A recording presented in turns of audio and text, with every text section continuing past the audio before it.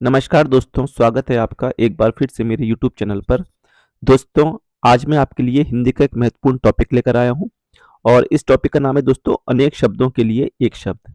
अब दोस्तों अनेक शब्दों के लिए एक शब्द होते क्या हैं? तो दोस्तों होता क्या है, जब हम वाक्य में कई सारे शब्दों का प्रयोग ना करके, ठीक है, केवल एक शब्द का प्रयोग करते हैं जिसका कोई भावपूर्ण अर्थ निकलता है तो उसे हम बोलते हैं अनेक शब्दों के लिए एक शब्द। दोस्तों आज के इस वीडियो में जो मैं आपके लिए प्रश्न लेकर आया हूँ वो सारे प्रश्न यूपी आरओ एआरओ की परीक्षाओं को ध्यान में रखकर लेकर आया हूँ। दोस्तों सारे प्रश्न जो है वो यूपी ट्रिपल एससी या यूपी की अन्य प्रतियोगी परीक्षाओं में पूछे गए हैं। तो आई होप आपको यह प्रश्न सेट पसंद आएगा। ठीक है, तो क्वेश्चन की शुरुआत करते हैं दोस्तों हमारे पहले प्रश्न से। हमारा आज का पहला प्रश्न है, सफलता न मिलने पर दुखी होना को क्या कहते हैं? तो दोस्तों सफलता न मिलने पर जो दुख होता है उसे हम कहते हैं क्षोभ। तो इसका आंसर हो जाएगा ऑप्शन ए। देखते हैं अगला प्रश्न, खाने की इच्छा। खाने की इच्छा क्या है? ठीक है दोस्तों, खाने की इच्छा को हम क्या बोलते हैं? तो दोस्तों खाने की जो इच्छा होती है उसे बोलते हैं बुभुक्षा। ऑप्शन बी इसका सही आंसर हो जाएगा। UP triple SC Vidhan Bhavan रक्षक एवं वन रक्षक की परीक्षा 2018 की पहली पाली में ये प्रश्न पूछा गया है दोस्तों। ठीक है, अगला प्रश्न देखते हैं, सख्य भाव मिश्रित अनुराग को क्या कहा जाता है? तो दोस्तों ये कहा जाता है प्रणय। ऑप्शन ए इसका सही आंसर हो जाएगा। अगला प्रश्न है, पैसे से मनुष्य की जीवन जीने की इच्छा बलवती होती है, रेखांकित वाक्यांश के लिए एक शब्द है।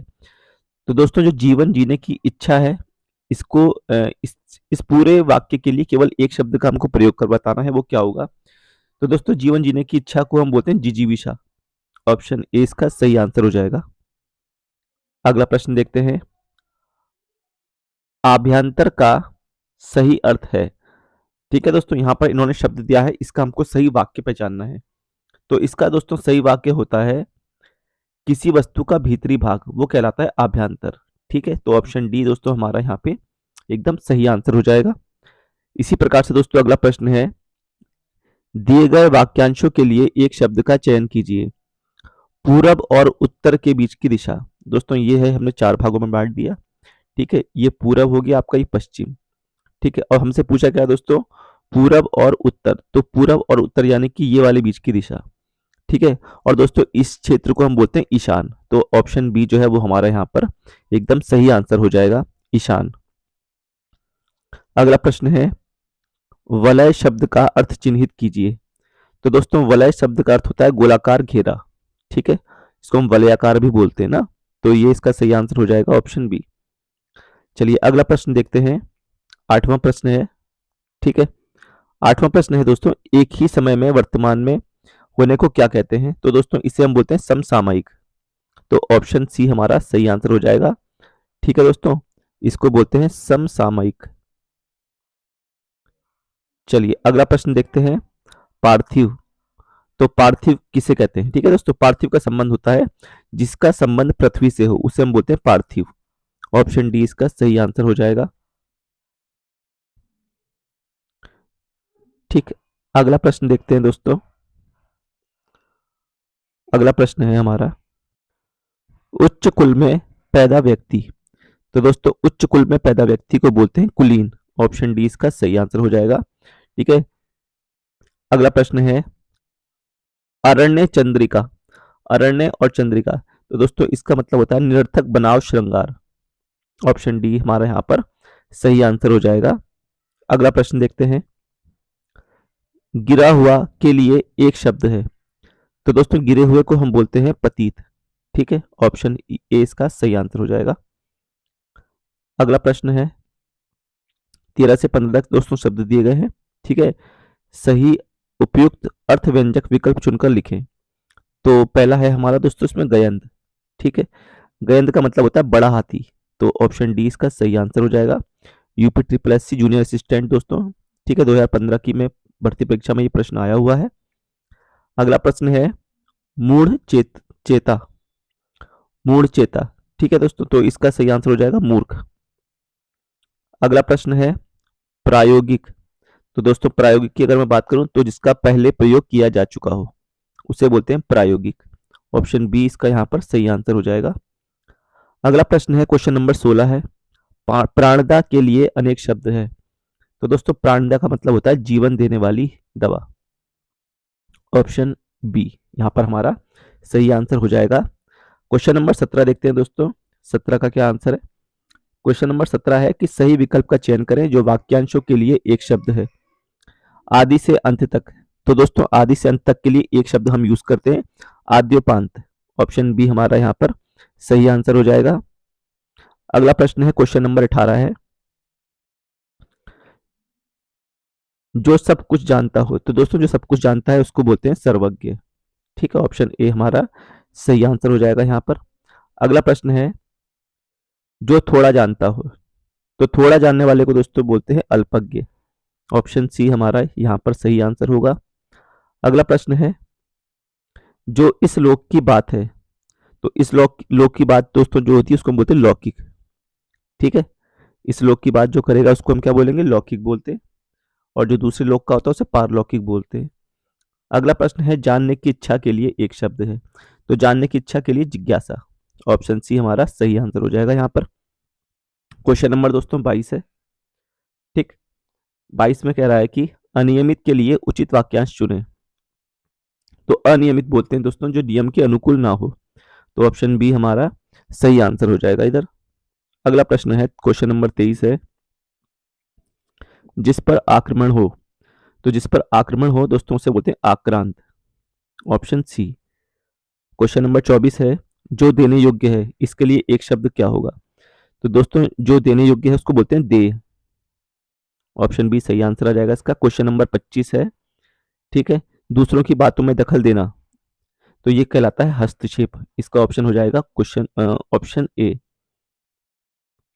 क्वेश्चन नंबर 26 है दोस्तों, पृथ्वी ग्रहों तारों आदि का स्थान वाक्यांश के लिए उचित शब्द क्या होगा। तो दोस्तों पृथ्वी ग्रह और तारे इनका निवास स्थान क्या है। तो इनका जो निवास स्थान है उसे हम क्या बोलते हैं दोस्तों, अंतरिक्ष बोलते हैं। ऑप्शन बी इसका सही आंसर हो जाएगा। अगला प्रश्न है क्वेश्चन नंबर 27 है, बिना पलक झपकाए के लिए एक शब्द है। दोस्तों इसके लिए बोलते हैं निष्पलक। ऑप्शन ए इसका सही आंसर हो जाएगा। क्वेश्चन नंबर 28 है, प्रज्ञा चक्षु के लिए वाक्यांश। तो इसका दोस्तों प्रज्ञा चक्षु का मतलब होता है बुद्धि जिसका नेत्र है। ठीक है, ऑप्शन बी इसका सही आंसर हो जाएगा।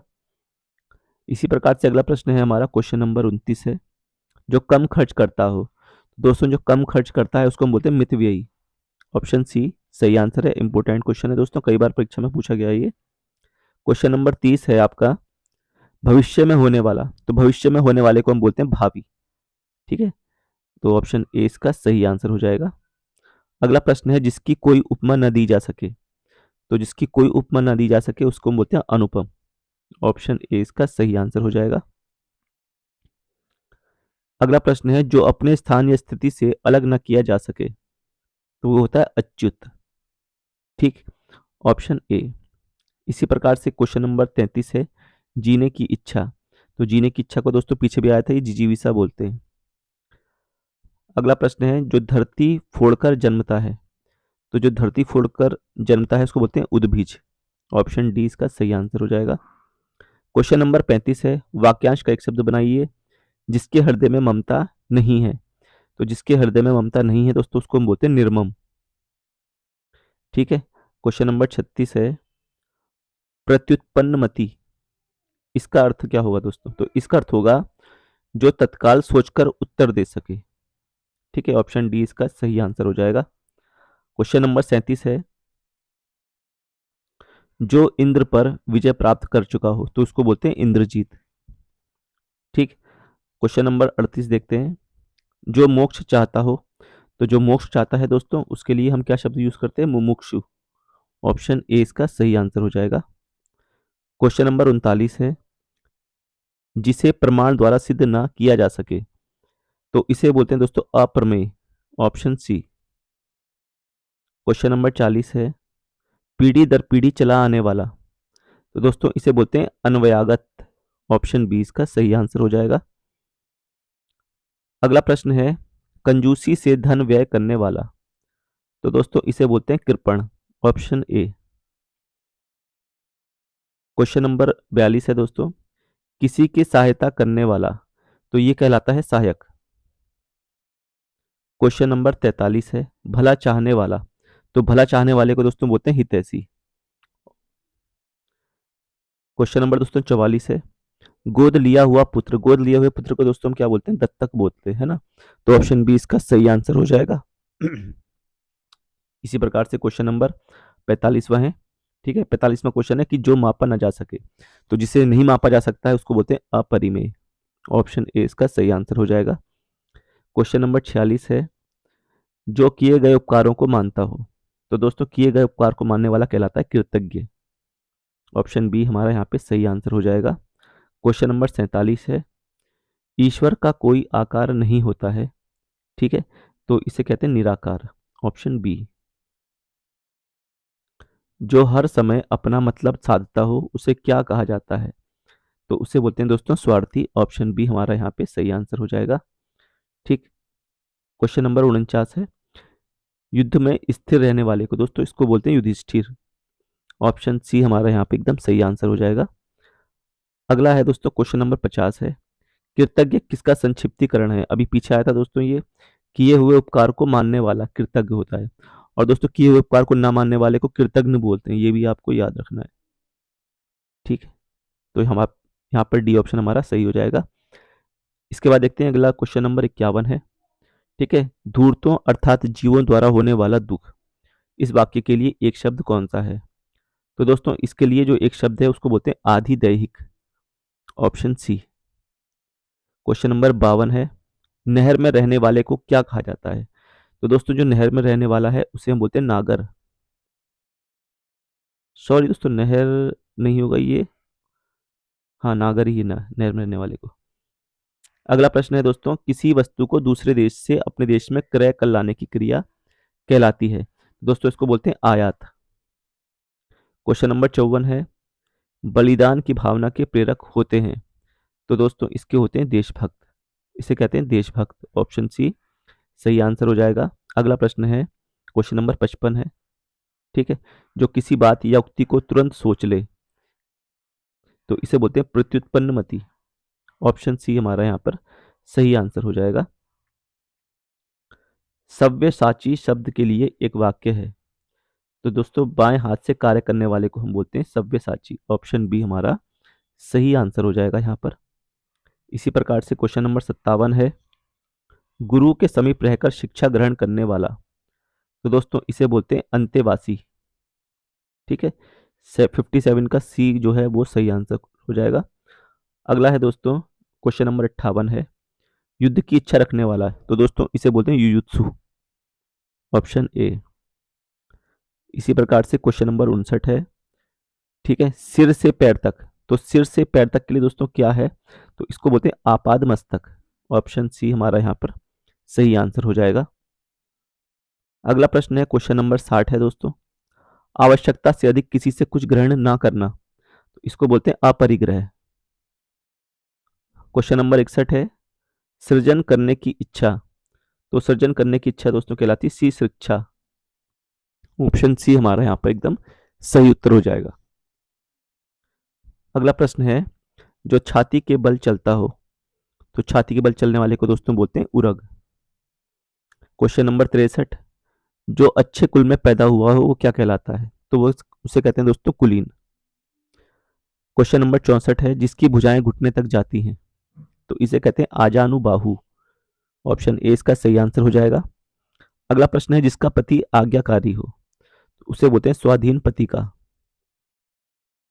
क्वेश्चन नंबर 66 है दोस्तों, जिन्होंने दूसरों के लिए अपना बलिदान किया हो उसे हम क्या कहेंगे, तो दोस्तों उसे हुतात्मा भी बोलते हैं और उसे दोस्तों शहीद भी बोलते हैं, दोनों ही शब्द यूज होते हैं उसके लिए। अगला प्रश्न है, वह कवि जो तत्काल कविता करे वह क्या कहलाता है, तो उसको दोस्तों बोलते हैं आशु कवि। अगला प्रश्न है 68, तैरकर पार करने की इच्छा रखने वाला, तो दोस्तों इसे बोलते हैं तितीर्षु। क्वेश्चन नंबर 69 है, जिसका कोई शत्रु पैदा ना हुआ हो उसे क्या कहते हैं, तो दोस्तों उसे बोलते हैं अजात शत्रु। 69 का बी जो है वो सही आंसर हो जाएगा। इसी प्रकार से क्वेश्चन नंबर 70 है दोस्तों, धन को व्यर्थ ही खर्च करने वाला, इसे बोलते हैं दोस्तों अपव्ययी। ठीक है, और कम खर्च करने वाले को दोस्तों क्या बोलते हैं, मितव्ययी बोलते हैं। ये भी आपको याद रखना है। अगला प्रश्न है, जिसके हस्ताक्षर नीचे अंकित हैं उसके लिए हम किस शब्द का यूज करेंगे, तो उसके लिए दोस्तों हम करेंगे अधो हस्ताक्षरकर्ता। सी हमारा सही आंसर हो जाएगा। अगला है, बरसात बिल्कुल ना होना क्या कहलाता है, तो दोस्तों ये कहलाता है अनावृष्टि। अगला प्रश्न है, इसमें दोस्तों हमको देखना है कि कौन सा सही है। ठीक है, जिस स्त्री का कोई संतान ना हो बांझी, सही है। जो बहुत बोलता हो मितभाषी, जो बहुत बोलता है उसे मितभाषी कहते हैं दोस्तों, ये गलत है। ठीक है, क्रम के अनुसार यथाक्रम, ये सही है। जो स्मरण करने योग्य रखने योग्य है, स्मरणीय, ये भी सही है दोस्तों हमारा। तो हमारा बी जो है दोस्तों वो सही आंसर हो जाएगा। ठीक है, जो बहुत बोलता है उसको दोस्तों बहुभाषी बोलते हैं। ठीक है, बहुभाषी जो कई सारी भाषाएं बोलता हो। चलिए अगला देखते हैं, 74। अभूतपूर्व शब्द का अर्थ है, तो दोस्तों अभूतपूर्व का अर्थ है जो पहले अद्भुत हुआ करते थे। Option A. क्वेश्चन नंबर 75 है, जिसे किसी बात को जानने की इच्छा हो उसे क्या कहते हैं, तो उसे कहते हैं जिज्ञासु। Option B. जो किसी उपकार जो किसी का उपकार ना माने उसे क्या कहेंगे, तो दोस्तों उसे कृतज्ञ बोलते हैं। अगला है क्वेश्चन नंबर 77, जो सहन न किया जा सके, तो दोस्तों इसे बोलते हैं असह्य। ठीक है, या असहनीय। अगला है, जिसका रंग सोने जैसा हो उसे क्या कहते हैं, तो दोस्तों जिसका रंग सोने जैसा उसको बोलते हैं सुनहरा। अगला है 79 क्वेश्चन नंबर है। ठीक है, जो कभी नहीं मरता है वह क्या कहलाता है, तो दोस्तों सबको पता है वो क्या कहलाता है, अमर कहलाता है। ऑप्शन सी हमारा सही आंसर हो जाएगा। अगला है, जो आंखों के सामने हो उसे बोलते हैं दोस्तों प्रत्यक्ष। ऑप्शन ए सही उत्तर हो जाएगा इसका। अगला है, जो अच्छा या सुंदर बोलता है वह क्या कहलाता है, तो दोस्तों उसे बोलते हैं वाग्मी। ठीक, बड़े भाई के लिए दोस्तों क्या यूज करते हैं, तो बड़े भाई के लिए हम यूज करते हैं अग्रज। अजात शत्रु वह होता है जिसका शत्रु पैदा नहीं होता है।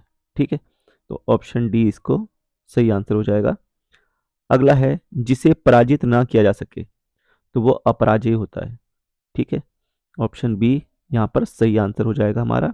इसी प्रकार क्वेश्चन नंबर 85 है, जो थोड़ा जानता हो, तो अभी पीछे आया था उसको अल्पज्ञ बोलते हैं दोस्तों। क्वेश्चन नंबर 86 है, जो किए गए उपकार को नहीं मानता है तो उसे कृतज्ञ बोलते हैं। ऑप्शन डी हो जाएगा सही आंसर। जहां कोई दूसरा ना हो, इसका सही आंसर दोस्तों क्या हो जाएगा, एकांत। अगला है, पाक्षिक के लिए कौन सा वाक्यांश ठीक है, तो पाक्षिक का मतलब होता है दोस्तों 15 दिन में एक बार होने वाला। ठीक, तो इसका सही आंसर हो जाएगा सी। क्वेश्चन नंबर 89 है, जिसका कोई अंत नहीं होता है।